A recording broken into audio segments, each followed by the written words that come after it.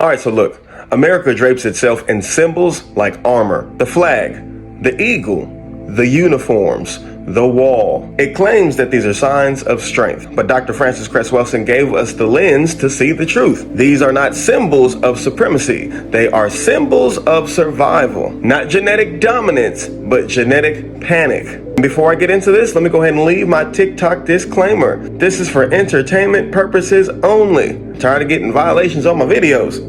But anyways, let's get back to it. White supremacy at its core is not an expression of power. It's the architecture of insecurity for a people who know deep in their cells that they cannot biologically sustain themselves in a world full of color, in a world full of melanin. That subconscious awareness, that fear of genetic annihilation leaks out everywhere in the culture, in the American culture. You see it in the American flag. 13 stripes for colonies that legalized slavery. 50 stars for territories claimed, occupied, or stolen. Welsing would tell you this is not just patriotism. It's a constant reminder to the white psyche of the territorial control required to hold back the tide. The flag is a talisman against disappearance. You see it in the bald eagle, especially the bald eagle, a solitary predator with a fixed, piercing gaze. The eye isn't noble. It's scanning, watching,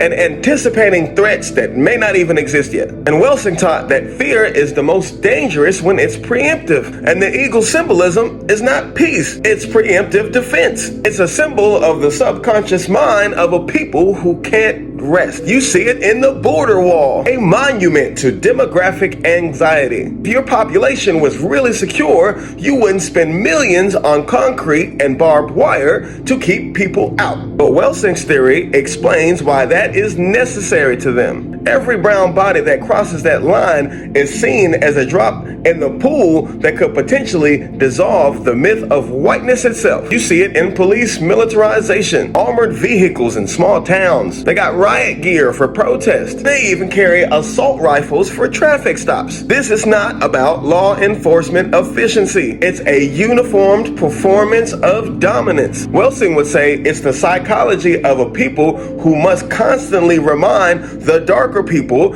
of who's in charge. Without those constant reminders, then the illusion might fade. Even the Pledge of Allegiance becomes a tool in this architecture. Every morning, children face the flag and recite the oath. It's a ritual binding the next generation to this symbol. In occult mechanics, repetition is enchantment. And Welsing's work shows us why this enchantment is necessary. Because the system's legitimacy is not self-evident. It must be recharged daily. Then there's the all-seeing eye on top of the pyramid on the Great Seal. Now, esoterically, the eye represents divine sight. But here in America, it's been co-opted into the architecture of surveillance. America's institutions must watch, must document. They must archive every move of melanated peoples. Why? Because in the white psyche, the unknown actions of the darker-skinned other carry the greatest existential threat. Welsing explained it plainly. When you are a genetic minority on the planet, you just can't afford to just sit around and watch. Not if you want to survive.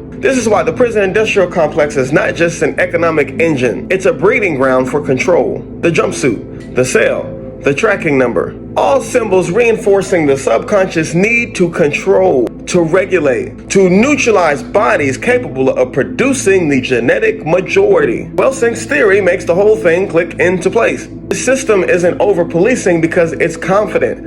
It's over-policing because it's afraid. Even the Epstein files can be read through this lens. The panic around their potential release isn't just about political embarrassment. It's the fear that these hidden truths could dismantle the entire social structure. Welsing told us that once the facade cracks, then the symbols lose their magic.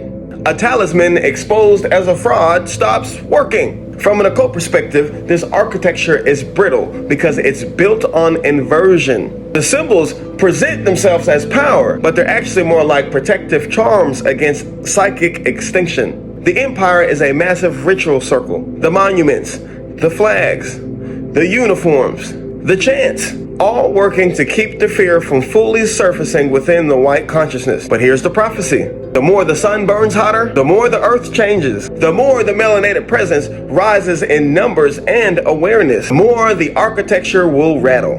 The fear that has been hidden within the subconscious mind will soon manifest itself as open aggression. You will see more walls, more police, more surveillance, more desperate shows of force. But you gotta remember, it's not because they're winning. It's because they're losing. Dr. Francis Cress Welsing gave us the key to decode this entire spectacle. Supremacy is the mask. Insecurity is the face. Once you see the face clearly, the symbols lose their power.